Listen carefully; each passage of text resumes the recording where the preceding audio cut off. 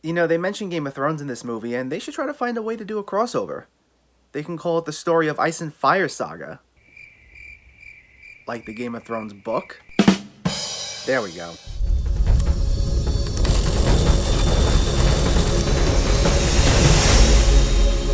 Eurovision Song Contest, The Story of Fire Saga stars Will Ferrell and Rachel McAdams as Lars and Sigrid respectively, two best friends and aspiring musicians who make up the musical duo Fire Saga. They've dreamed for a long time to make the famed Eurovision Song Contest, and one year finally get their chance. But now faced with heavy scrutiny both within the contest as well as by their own families, they now have to prove that a dream is truly worth fighting for. The second longest movie title of the year, and current #1 movie on Netflix as of this recording, is the brainchild of Ferrell himself. He's been a huge fan of the actual Eurovision Song Contest for years, and he co-wrote this film as well as produced it. The plan was to originally release this in theaters back in May to coincide with the actual song contest, but with current events being what they are, the contest was cancelled, movie theaters shut down, and this is yet another movie that went straight to Netflix. But it's clear this is meant to be one giant love letter to the contest. It's revered in a very affectionate matter here. And it's not just the backdrop to a story. We see a lot of the contest played out in the second half. And at times it almost feels like one giant music video, which isn't a bad thing. In fact, I'd say the music sequences are probably the most entertaining part of this movie. We get these fun, elaborate, and sometimes silly dance sequences. They'd be very colorful, the costume design would be outlandish, and I had some good laughs from some of the dancing. Plus, the songs themselves are very entertaining and pretty catchy. I found myself tapping my feet along to a few of them, including this one ridiculous song that Will Ferrell and Rachel McAdams make popular in their hometown called Ya Ya Ding Dong. The singing, when it comes to all the songs, was fantastic, in particular Rachel McAdams' character, whose vocals were a mix of her own voice as well as a Swedish singer named Molly Sandén. But I wasn't able to tell the difference, although then again I didn't know this until after the fact. But still, it was very good. And it's a good thing the musical sequences are as prominent as they are, because like I said, they are by far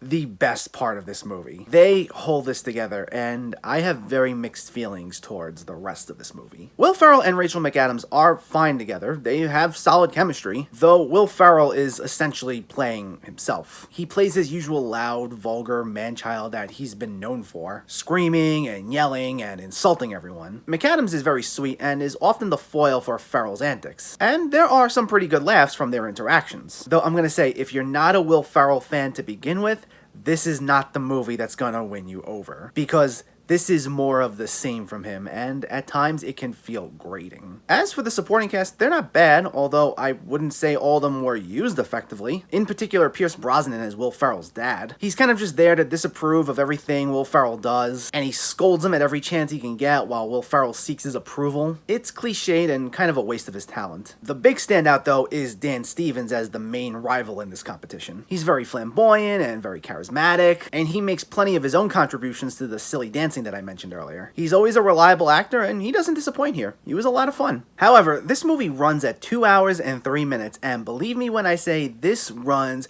way too long. This needed to be like 90 minutes. While there are some genuinely funny moments, there are also a fair amount of comedic sequences that just don't work. It's all these awkward jokes and arguments that get dragged out for way too long. Like, there's a running gag early on where Will Ferrell's going on about how endowed he is and he obsesses over it, and it's a little cringeworthy. And the thing is, these attempts at humor aren't even what completely brings the movie down. There are long stretches of scenes that don't even attempt to be funny. I do believe in comedies you need moments where you're able to take the character seriously, but they also gotta be good. There's a very stretched out subplot where Rachel McAdams and Will Ferrell have feelings for each other and they just don't admit it. And then there ends up being a love triangle with Dan Stevens, as well as another love triangle with one of the female singers from the other Eurovision teams. And it leads to a lot of arguments and a lot of fights, and it's really serious. And it contrasts hard with the rest of the movie, and it's a total mess for just how much it focuses on this stuff. And it goes on and on. It goes on so long to the point that when they resolve one of the conflicts, there's a scene where it feels like this happy-go-lucky moment you'd see at the end of any other movie, where everyone gets together and they're smiling and rejoicing, and it feels great, and I think the movie's wrapping up. But then I check, and it turns out there's still an hour left of this movie, and I'm just like, oh my god, you gotta be kidding me. I checked out a few times after this moment. Luckily, the songs were what helped rope me back in. It's enjoyable at times, but